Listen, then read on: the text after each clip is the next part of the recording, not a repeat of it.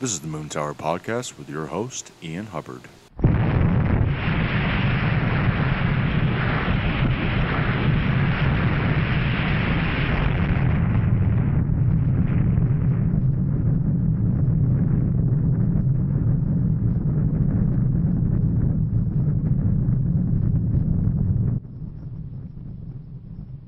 Alrighty, folks, here we are with another episode of the Moon Tower Podcast. This is your host, Ian Hubbard. My technical advisor, Nate Fitch, is here with us. And, folks, for the first time, Nate is officially mic'd. Say hello to the fans at home, buddy. Yeehaw! Howdy ho! How you doing, y'all?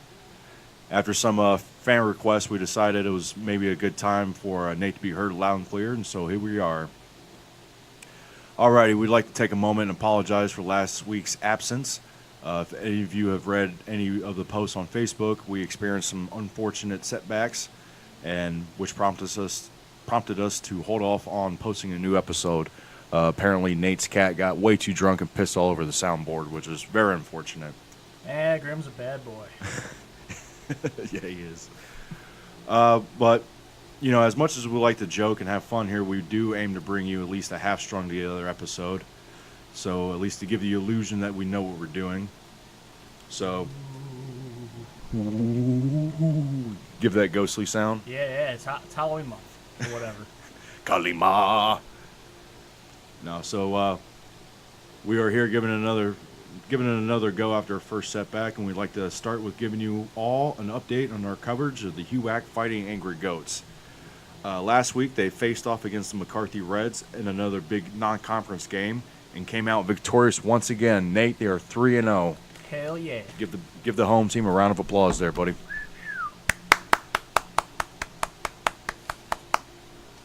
Yeah. All right, they came out on top. 34-31 was the final score.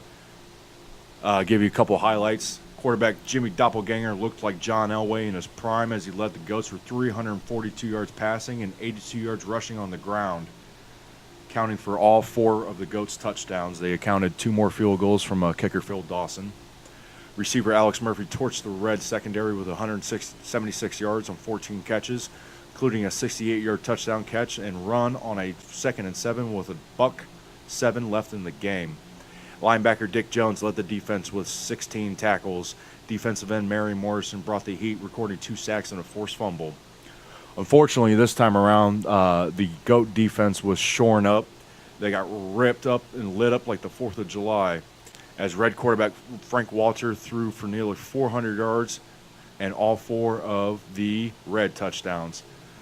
Strong safety Ed Hart led the Reds with 10 tackles and 1 interception on a trick play halfback pass the Goats attempted in the second quarter. Fortunately, the GOAT defense came up big in the second half, forcing 2 turnovers and halting the Reds on 2 fourth-down attempts, the last coming with 36 seconds left on their own 41-yard line as they were driving for a potential game-tying field goal. In the first half, if any of you have not checked the box scores and the statistics, Frank Walter had nearly 300 yards passing in the first half alone, so the GOAT defense really shored it up after halftime and came up strong when needed. Real quick, the Reds dropped to 2-1 on the season and are looking at an off week coming up. The Goats will be heading to Oklahoma to take on the lowly winless Golden Acre Tumbleweeds in what will be the first of a 3-game road streak for the Goats as they kick off into the remainder of their conference schedule. After the loss, the Reds dropped to 2-1 on the season and are looking at an off week coming up. The Goats will be heading to Oklahoma to take on the lowly, winless Golden Acre Tumbleweeds in what will be the first of a 3-game road stretch as they kick off the remainder of their conference schedule.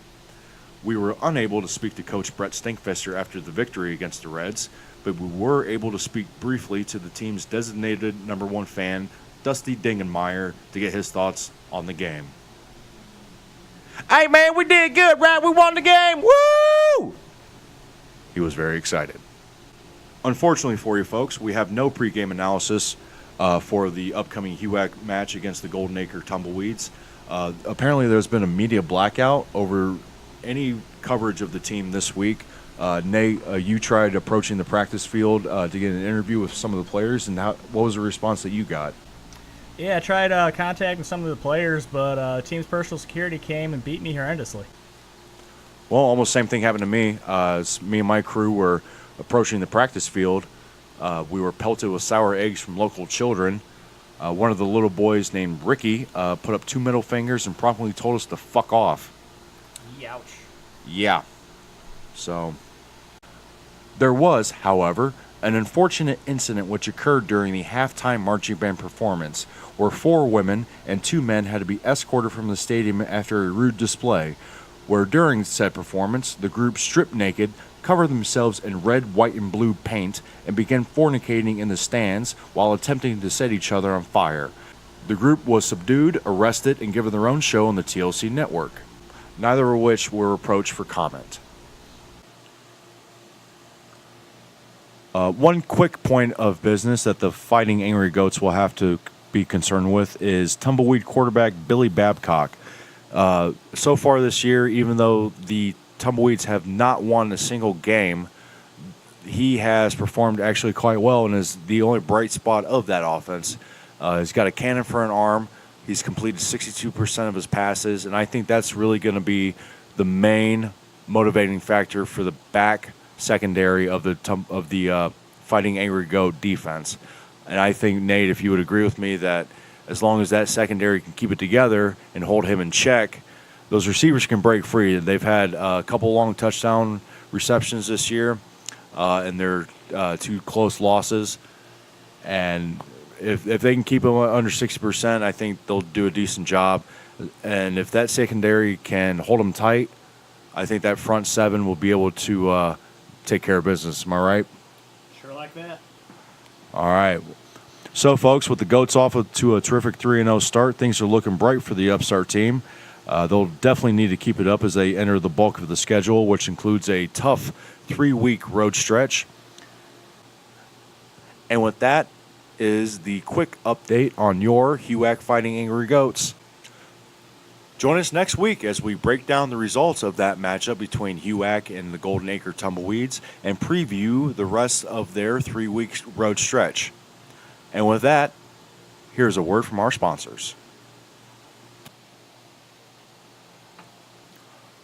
This podcast is sponsored by 705, where all your illicit dreams come true. Tupperware party, bar mitzvah, Sadie Hawkins dance. Let 705 take care of your evening's needs. Located west of Main Street Bar and Grill, east of the Public Library, north of the Yacht Club, and south of Heaven. Come get your freak on at 705. Jimmy's Cracked Corn. It's fall time, folks. The holidays are on the horizon, and everyone is getting into the festive mood. But if you want to add a little spice to that cornucopia, or surprise little Jack and Diane when they come knocking on Halloween, throw in a hearty helping of Jimmy's Cracked Corn. Jimmy's Cracked Corn, the one corn we do give a shit about.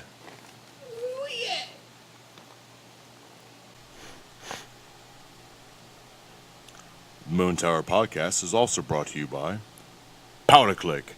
Fast, easy, reliable, built to last, and comes in all sizes. Powder Click offers a hands-free experience the whole family will enjoy. Whether the little ones have a nose to blow or your spouse enjoys blacking out in the front yard without the pants on, Powder Click has got you covered. Available in gluten-free, farm-raised, non-GMO options, but never sugar-free. Powder Click, it's slapping. Get you some sugar.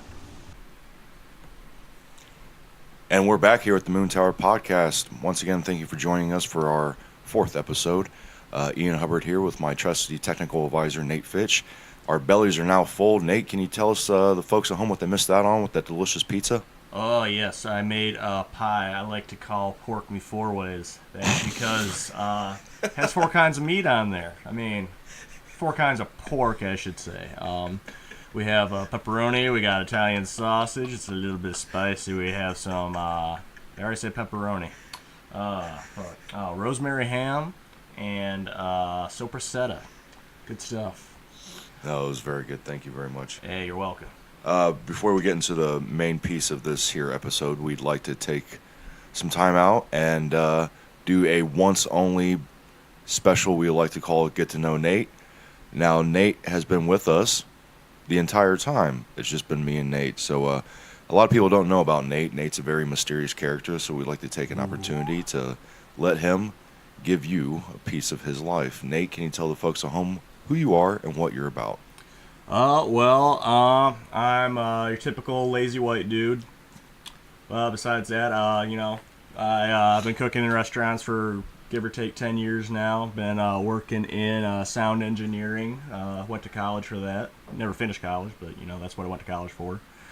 And been doing that, I don't know, about 10, 12 years now.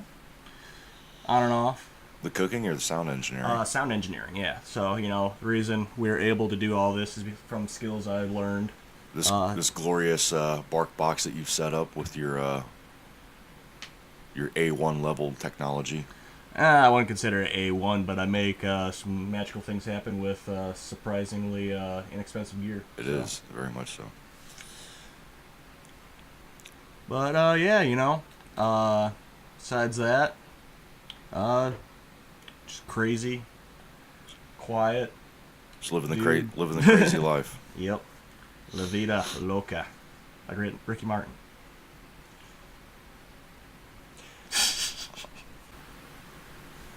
Well, thank you, Nate, for that inclusion into your life. And, folks, we hope you enjoyed that one-off segment called Getting to Know Nate. Yay. That actually segues, the cooking part actually segues quite nice into this upcoming bit about what I like to bring up for this episode of the podcast. For those of you who don't know, by trade, my 9 to 5 is I'm a butcher.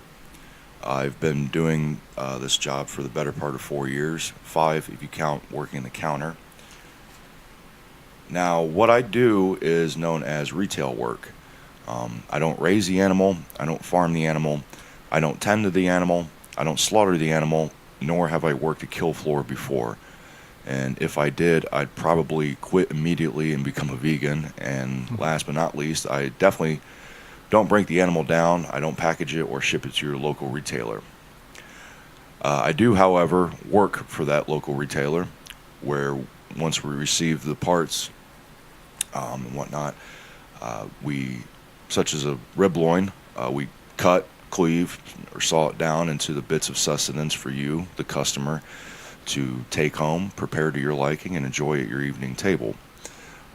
That's basically retail work. It's grocery store work. To give you a quick breakdown, no pun intended.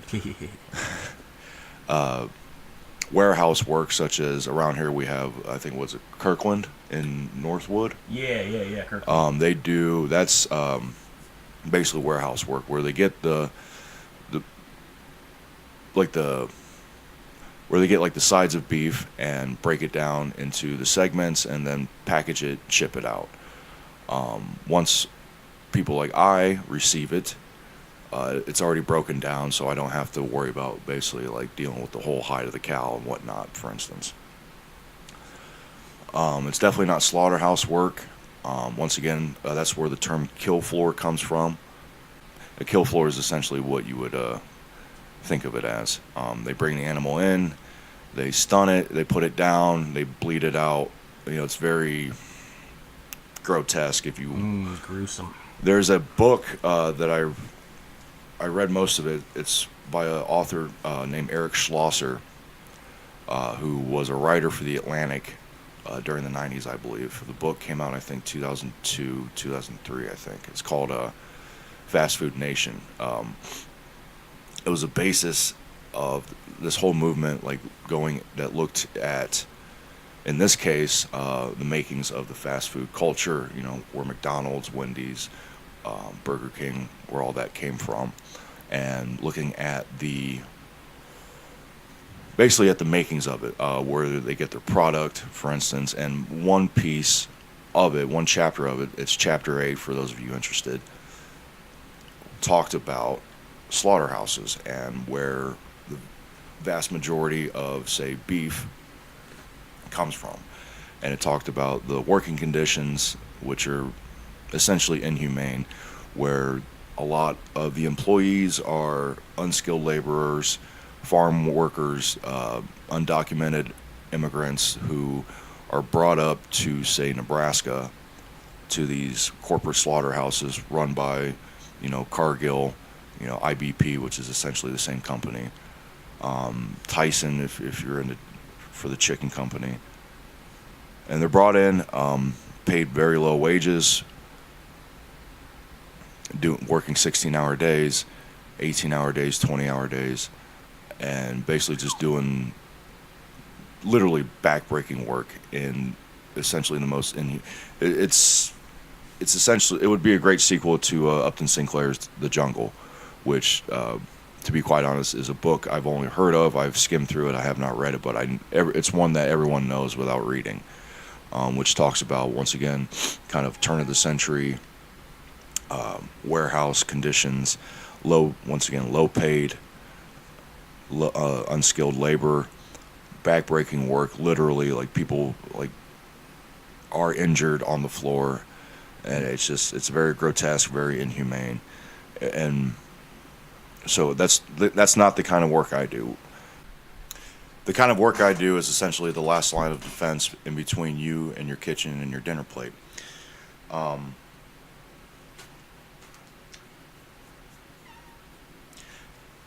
Now, I took this job 5 years ago, well, essentially 5 years ago, for the better pay of it, which,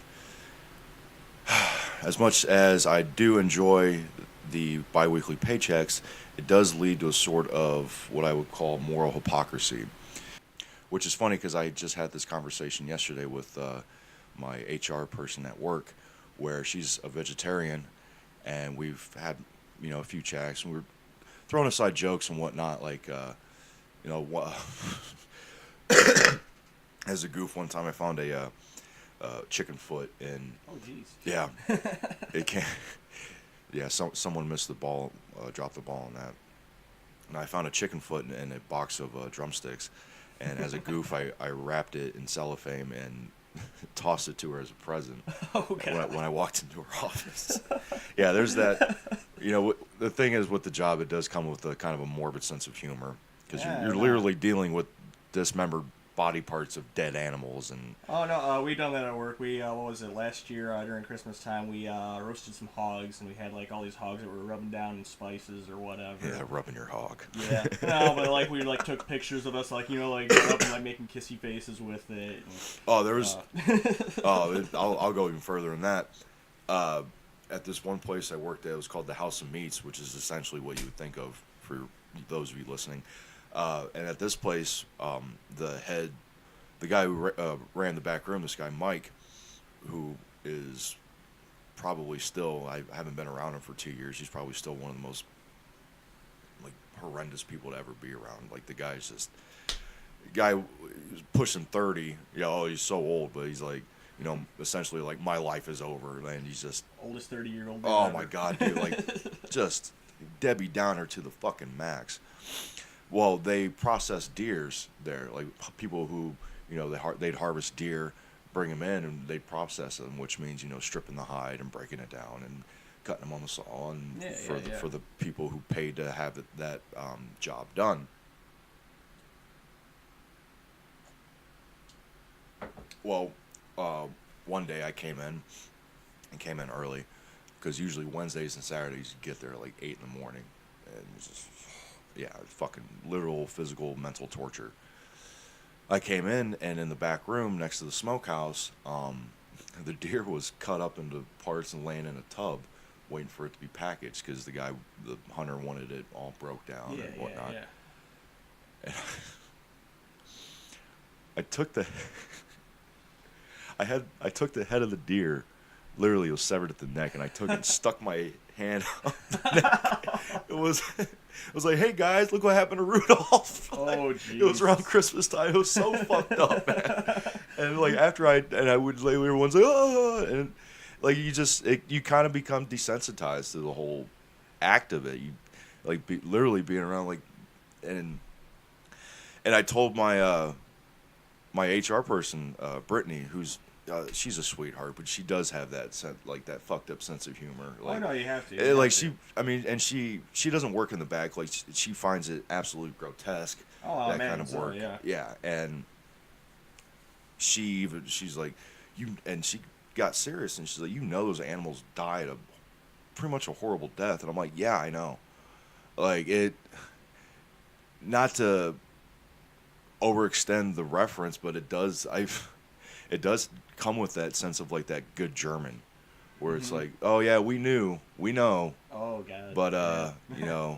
and not to, I mean, that's a far exaggeration, but it does have that, it does come with that sense of desensitization where these animals were broke down, they were fucking, Friggin' slaughtered. a lot of Man. them probably were humiliated, and it's Yeah, they don't it's call it slaughtering for nothing. no, it's not to keep harping on it, but it's fucked up, and you really have to just kind of bury that in the back of your brain if you start thinking about it. And I told her, I'm like, there it does come that sense of moral hypocrisy where, this is essentially bad for the animal. It's bad for a lot of people who, buy this factory farm meat, which our store does carry that. A lot of factory farm meat, like carry Smithfield, which is essentially owned by a Chinese company, and they have very low standards Jeez. when it comes, at least in my opinion. Now you can do your research, and for those of you who want to do your research into these companies that I'm dropping, I can tell you straight up, IBP and Cargill, if you look into it, have like it's factory farmed, like it's on a cycle, on a conveyor belt, like in and out. They slaughter thousands and thousands of animals per day. I can't even, it's countless per week, and it's.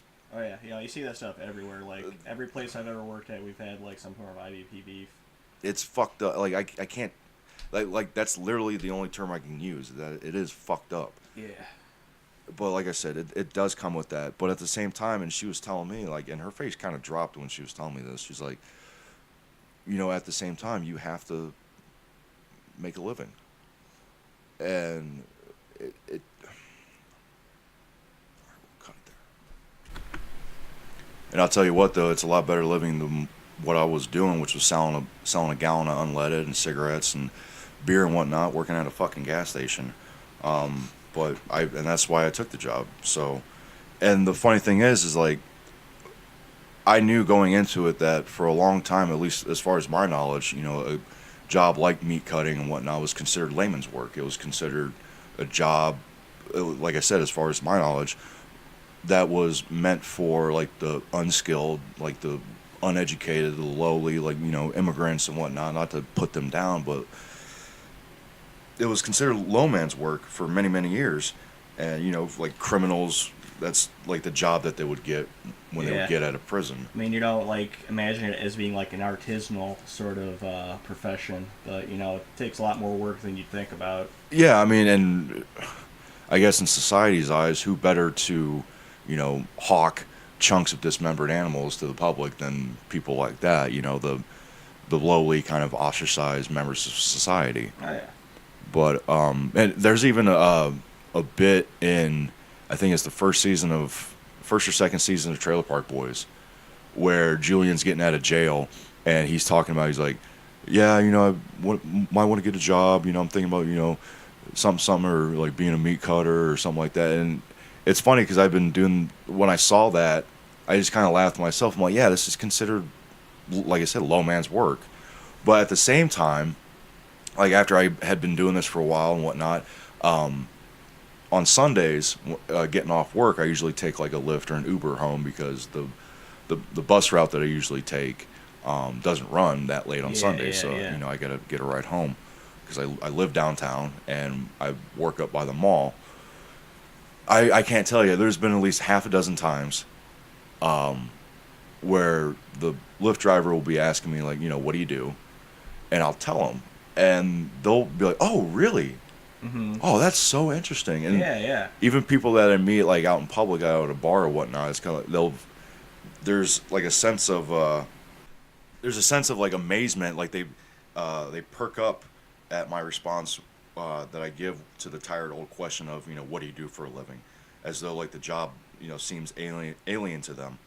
Like if it's always followed by a like, wow, or that's interesting, or the more respectful, well, that's something you don't hear about these days, as though I stepped out of a portal from a ancient time. So like in that regards, like the level of sophistication for the job is kind of raised from, low man's work to like an honest living. Oh yeah. Like there was one lady, she was a Lyft driver, and she she just went on this whole streak. She's like, that's something you just don't hear about these days, and that segued into her talking about her friend who works for NASA. Oh wow. And I'm like, Yeah. what? Like I'm Yeah, doing how's like the that hand happen? shift. I'm like, what the fuck? Like, and she's like, yeah, my friend. It's like my friend. Yeah, she works down in Florida and she works for NASA. I don't really know what she does. She's a scientist. I'm like, I cut fucking meat and you're like, Like, yeah, it's like like, what no. kind of like seesaw, like that whole pedestal seesaw thing? It's like, Yeah. oh, one on one end, you like, but it's for them, it's, because in this like globalized gig economy that we have now, there's that, especially with automation coming on, like you don't hear about like trade work anymore. Yeah. That there's still that hands-on kind of work that people are like, oh wow, that still exists. Like I'm an alien that just like showed them this whole like. I mean, hey, that job still has to get done. Somebody's got to do it. Well, and even one of my old bosses told me, he's like, this guy Larry, like, man, this dude was a trip. Like I used to call him his name was Larry Helle. Used to call him Hurricane Helle because he'd come in the room and just tear shit up. He'd be like grabbing shit off the rack and like doing this and doing that and it's just like all over the place and man zip like literally that's how you'd be like what you gotta do this, you gotta do zip and I could do just a whole bits of just this guy and other characters. But he told me one time, he's like, man, if you know how to cut meat, you'll never be out of a job. I'm like, really? He's like, man, regardless how bad things get, people gotta eat, and if you there and you gotta feed them, they'll eat it. I'm like, somehow in that fucked up way that you just told me, that like makes some sort of like Buddha-esque logic sense. I mean, that's exactly the same sort of criteria of being like a line cook. Like, there's always going to be jobs in that department. People aren't going to stop, going out and getting food. Well, and if I can digress, I saw an article, I think it was on Drudge Report, where they were talking about this restaurant opened up using only automated line cooks and waiters and whatnot. And like everything was done by machine. And there was still an aversion. I mean, yeah, it's still in its infancy as far as the accessibility to the workforce with AI and automation and whatnot. But there's kind of an aversion to it from customers where they had this like, oh, this is a machine making. I mean, it was very concise. Like it was, throwing out like the productivity was out the ass. I can kind of understand that they're like, when you're eating food, you kind of want like someone's personal touches in there. You don't think like, oh hey, like nobody had a hand in making this dish. Literally though, like there's no like human. That intimacy's kind of gone with it. Yeah, exactly. I mean, like even when like we get together with like Chris and Nikki and Chris and Brittany and like whatnot, our friends. And we fucking do it up, we cook the shit out of a good ass meal and have some drinks, have a good time. There's still that intimacy there, which, maybe that's to be seen, like especially with automation in the workforce and whatnot. Like we'll see how that affects to me, like on a deeper level, like that intimacy of, say getting together and cooking a meal or going out and having one prepared for you, or even something as the effect of like having someone cut you a steak or make you a hamburger at a fast food restaurant. Oh yeah. So like that's to be seen, which that's something that's very interesting to me to see how that plays out. Even in its most basic element, like people still want food made by people, I feel. So yeah, in a way, it's something quite odd to be even remotely proud of. To be, halfway decent at an occupation that no one thinks about anymore. No one thinks that anyone really does anymore. So there is that kind of like personal element to it. Now, I know this may seem like a promo for the weekly sales or an argument in favor of eating meat or a screed just to piss off my vegetarian or vegan friends, of which I do have, and I do respect their choice. I mean, it's a very honorable choice. I couldn't do it. Well, I mean, that's kind of like an ongoing debate too. Like, it's, dietary, environmentally speaking. I've dabbled. I can't say that I've gone full on into vegetarianism. Veganism, I don't know. diet wise, like, yeah, it probably is the best. And once again, there's that moral hypocrisy of it, like knowing that that's probably the best for you and the best, if you want to be environmentally conscious and whatnot. But at the same time, I enjoy a good steak. Oh yeah. I enjoy There's something satisfying about sinking your teeth into some beef. like a baked chicken, the way if it's done right. And fuck, man. Yeah. Meat's tasty. It's but and that's. I think that's part of the way we're raised. We're raised on it like for the longest time, we're going back way before any of us were even around. That was, at least in my view, like the way it's part of your diet. Like that's the way to get protein. That's the way to get, certain nutrients and whatnot. And in some cases, I guess it is. But I've kind of narrowed it down more towards like a pescatarian view where, seafood in many cases is better, wild caught especially. Oh, yeah. That's another thing too that I've come across, working this kind of job is I had a lady, for instance, not too long ago. She told me that, and she's an old lady too. She's probably 60s, pushing 70, like one of those senior citizens, where she told me she'd always bought farm-raised fish because she thought, and I quote, "I thought it was better that it was raised on a farm than it was if it was wild caught." And I looked at her with the most stunned. Yeah. Like, I'm like, what? No, those are factory farms, lady. Well, yeah. Well, and also at the same time, it's the whole kind of a byproduct of disinformation. Yeah. Advertising like this kind of food that people have been ingesting for years and not. They think they take it on kind of like a blind faith, blind evidence that this is the way it is, so this is good for you. And they don't think twice about it because that's the line that they've been fed. Yep. And when she told me, I'm like, ma'am, that's not true. Like wild caught seafood, farm, like if you think like, if it's farm raised, like food wise, like livestock, chicken, poultry, and whatnot, usually you would think that that's the best. Not in any fucking way for seafood, man. Yeah. And I have ranted and raved about this to friends, especially coming up like talking about seafood. Like my friend Victor Tahensky, if you're out there, Vic, hope you and Jackie are doing well. I was at their place not too long ago, and I ranted about this to them. Like out in their backyard, like you, like throwing my arms around, all fucking animated and shit, like you, like just going nuts about this shit. I'm like, don't eat farm raised fish. For any listeners, do not eat farm raised fish. Now, granted, there are certain farm raised fish, like for instance, there Icelandic cod or Icelandic char. Yeah. In Iceland, it also depends on. I'm getting a little Alex Jonesy over here, like, look, turn of the frogs again. No.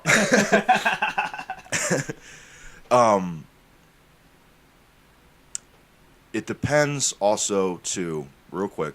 It depends also too on the country where it's from. So you have to look into their. It does depend on like rules and regulations. Like for instance, in America, we have very lax rules and regulations when it comes to like raising animals, when it comes to raising like seafood or whatnot, if it is farm raised. A lot of European countries, especially in the EU, and I think Russia's done this too, like with banning like GMO crops and whatnot, especially like coming over from the United States. It's fucking from Monsanto, which is absolute poison. Yeah. Like especially in the EU, they have very strict regulations on raising livestock and whatnot, as far as I know, as far as it is on the books. But like in Iceland, like if it's farm raised, like say I think it's char, it is very good. Like it's clean water and fresh water and whatnot. It's given a good feed. Yeah. But like South American, like farm raised salmon or Southeast Asia farm raised shrimp, it's absolute garbage. Yeah. Garbage. Do not eat it, folks. Like don't stay away. Like do your research on what is going. And I've told people this like many times. Like, yes, I drink and smoke. cigarettes. So it's kind of once again the moral fucking hypocrisy. You know, like it's. I'm a conflicted person, God damn it, but Aren't we all? yeah. You know, I drink and smoke and occasionally do the recreational drugs. Aha. But the thing, and I've told people, is like I know what's in that, and I choose to do those things. But for the most part, I try to be hardcore about the food, because in a way that kind of dictates your health. Oh yeah. More so, like, yeah, it's funny the way my brain works, but that's who I am. But no, I was ranting and raving to my friends about, like, for instance, like tilapia. There's a reason why it's cheap, folks. There's a reason why it's probably the most inexpensive fish you can get in American supermarkets, or at least your local market. That's because it is completely farm raised. It's essentially a Frankenstein fish. Have you seen them? Shit. Yeah, they don't exist in the wild for a reason. It's because they're literally like farm raised and factory grown. And they're full of toxins. It's absolute garbage, and that's the reason they're able to be sold so cheaply. And that's one of the reasons. And and that's another thing too, is like market prices that are speculated upon and dictated supposedly by the market, which the whole supply and demand thing's kind of gone out the window. Which is why, like, organic, grass-fed, grass-finished beef, which is purely 100% organic, costs so much. Oh yeah. And that's something that, as a consumer, you have to look out for if you so choose to.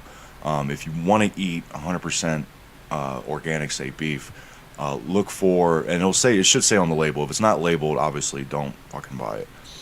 100% grass-fed, free range. And another thing that I learned recently is if it says grass finished. Oh yeah. Apparently, there's a string of companies that will advertise, say, beef being grass fed, which according, I believe, to FDA regulations or USDA regulations, suggests that it is organic.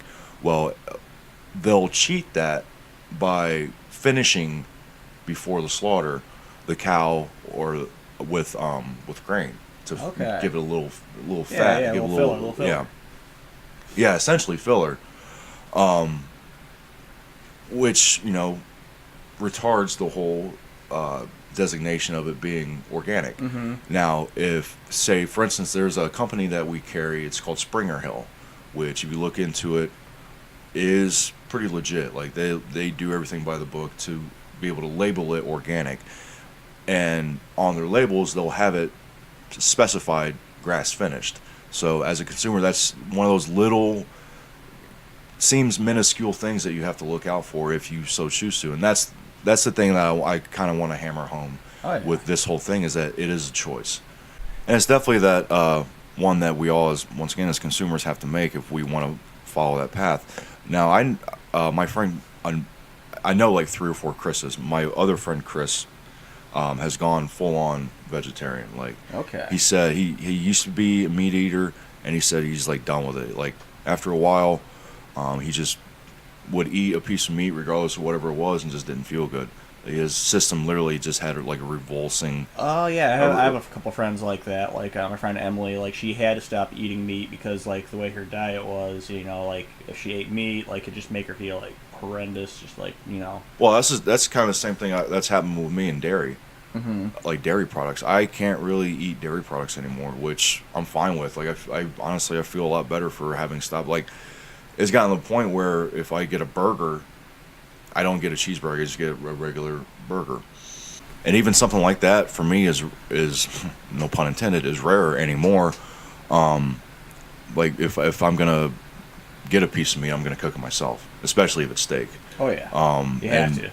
And I go for grass-fed anymore, because the usual grain-fed American beef, once again, my stomach kind of has like a revulsion to it. I don't feel well after I eat it, and beef in general, like I don't feel that well after eating it. Yeah. So like I've cut down on that. I've tried alternatives like like more game meat. Game meat's a good choice. Lamb as well, even though it's still red meat. It doesn't make, like, after I eat it, I feel better. Like I feel full. I feel like I've actually eating a meal, as far as instead of just gorge and feel like dog shit afterwards. Mm-hmm.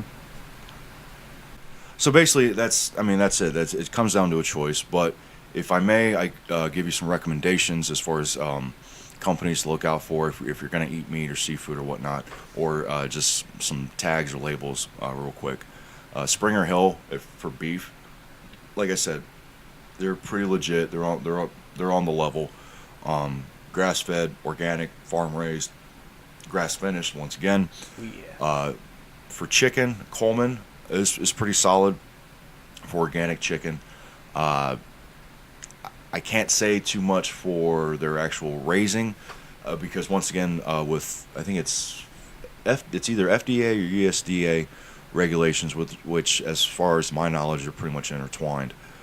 For chicken, it's for it to be considered like pasture raised or farm raised properly. It's only like a 6x8 or 8x10 Oh, really? space within the coop that they have to be kept in. They're still pretty much crowded, but they're Yeah. able to cut corners. My recommendation, if you're going to get something like chicken or just meat in general, go straight to the source. Go find your local farm. There's plenty, especially in this area, Oh, yeah. in Northwest Ohio or in the Midwest in general. Go to your local farm. Like, I don't want to sound like, support the local, buy local, but it's true. Go to your local farm, do your research. If you're gonna partake, go to the farmer's market. There's plenty of stands. Ask questions. Just do some research, do some homework. Pork's it's definitely another one too, because it's usually pretty much all farm-raised pork is going to be injected with some sort of antibiotic because of the conditions that the pigs are kept in. Oh, yeah. In filth, close quarters, it's garbage. Once again, it's garbage conditions. So if you're going to eat pork, definitely go to your local farmer. Get it as close to the source as possible. My neighbor, Joe, he gets all his pork. He eats a lot because like sopressata and pancetta and Like prosciutto, Italian meats. like straight up. Yeah, He yeah. gets it imported. Oh, But nice. at the same time, financially, he's able to do that. Yeah, yeah. But he gets his imported because Italian standards, from what he's told me, very strict, and they will not import pork. Say that 5 times fast. Yeah. They will not import pork that does not meet their regulations and their standards. So they keep it, on the dole. Seafood's definitely another one. That's really the biggest one. Get wild-caught seafood if you're going to eat seafood. Whatever it is. Do not get farm-raised anything, as far as my opinion goes. Do not get farm-raised, especially if it's processed in Asia, because that's another thing, too. A lot of these big companies, big corporations, what they do is they'll, say, for instance, with seafood, it'll be wild-caught, say, in Vietnam or Thailand, Yep. and then processed in China. Or, for instance, I've seen cases like you go to like Kroger or whatnot, it'll get wild caught, like the animal will be raised or caught here, and then sent over to be processed, and then sent back. Wow. So, read your tags, do your homework, do your research if you can, folks. Once again, seafood, like I said, get wild caught. Do not get anything farm raised from, like, South America is usually where a lot of farm raised salmon comes from, especially Chile, if I'm pronouncing that right. Southeast Asia is where a lot of the shrimp that we get in our markets here, farm raised, definitely. And there's been so many studies, so many videos brought out on the internet, which is a great thing. Like, information is definitely spreading. People are, kind of waking up to it slowly but surely, at least we hope.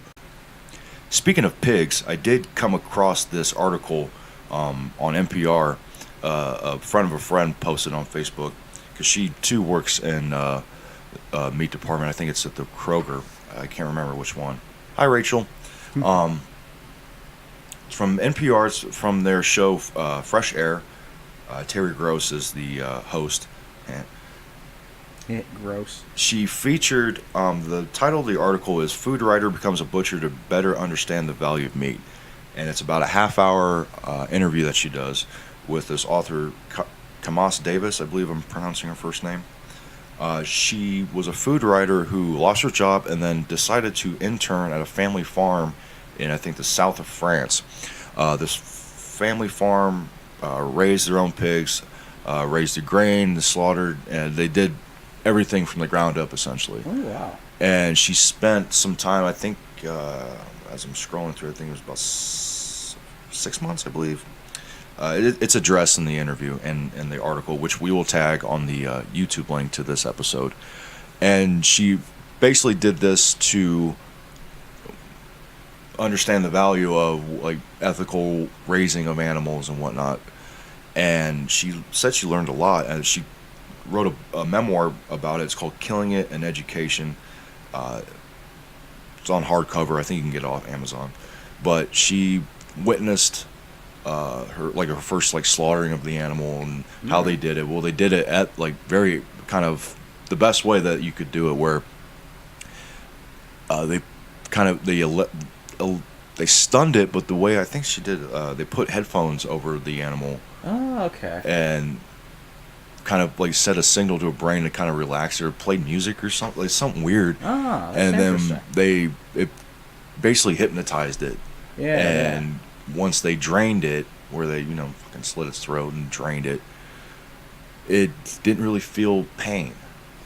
It wasn't so like squealing and whatnot, which is like very odd. Yeah, that's electrocution. Cool way of doing it, yeah. Electrocution Yeah. is how they did it, which basically stunned the animal, and that goes into like how stress affects the quality of the meat when it's tough or bruised and whatnot. Oh yeah, when the rigor sets in, like it depends, what's going on when it's dying, Yeah, and it goes further, like how that basically convinced her to eat less meat. Like she was raised on a farm, or raised in farming. I think her grandfather had his own farm.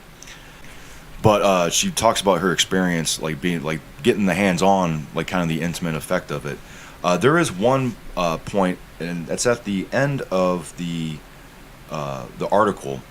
And once again, we'll post this article with our YouTube link, where she talks about the misleading labels on grocery store meat, which is basically what we were just talking about. Which is something, once again, I really want to harp to you, the viewer.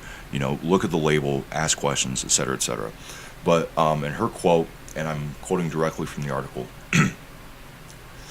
"It's a tricky landscape, and unfortunately, most of the labels that exist are very vague, vaguely regulated, if regulated at all, and can sometimes mean very little.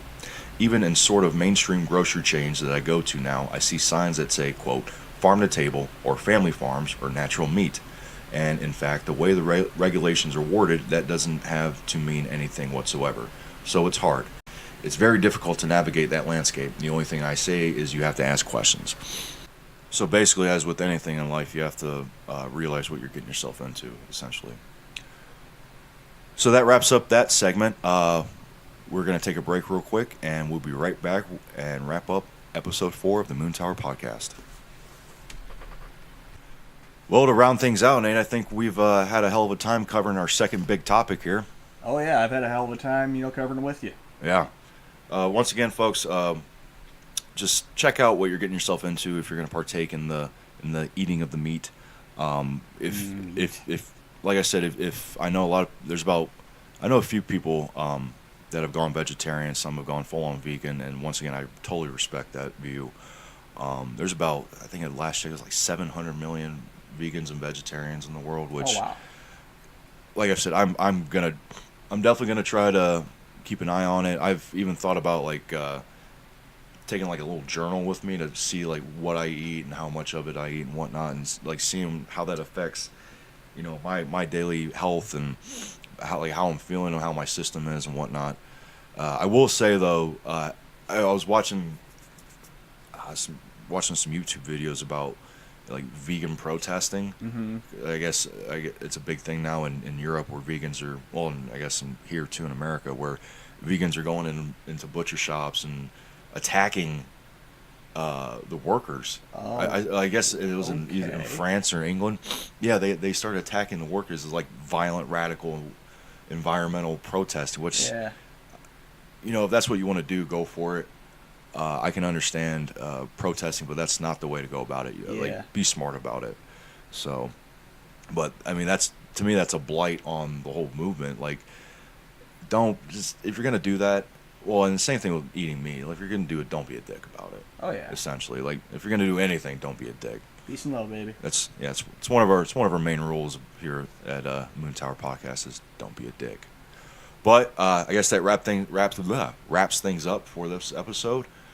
Just know what you're putting on your plate if you so choose to. Stay healthy, stay alive, folks. We'll be back next week with another big topic episode, I'm thinking. Or I think we might be able to make a two-parter out of this. We'll see what happens. We definitely got a lot of good stories and Oh yeah. a lot of good characters like to introduce to you. So until then, folks, we love you here from the Moon Tower Podcast. This is your host, Ian Hubbard, Nate Fitch, signing out.